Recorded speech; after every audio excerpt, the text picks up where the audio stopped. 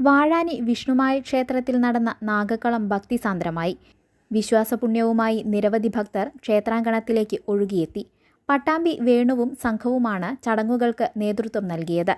വൃശ്ചിക മാസത്തിലെ ആയില്യം നാളിൽ ദേവിക്കും വിഷ്ണുമായ സ്വാമിക്കും ഉപദേവതകൾക്കും വിശേഷാൽ പൂജകൾ നടത്തി.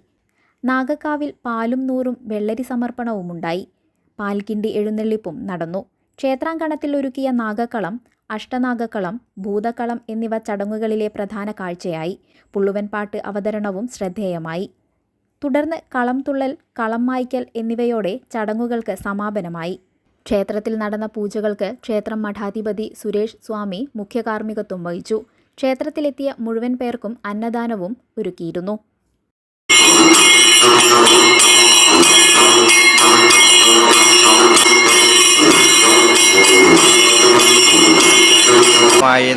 വാഴാനി ശ്രീ വിഷ്ണുമായ ക്ഷേത്രത്തിൽ വൃശ്ചിക മാസത്തോടനുബന്ധിച്ച് ആയില്യ മഹോത്സവം അഷ്ടനാഗക്കളത്തോടുകൂടി വളരെ ഭംഗിയായി കൊണ്ടാടുന്നു.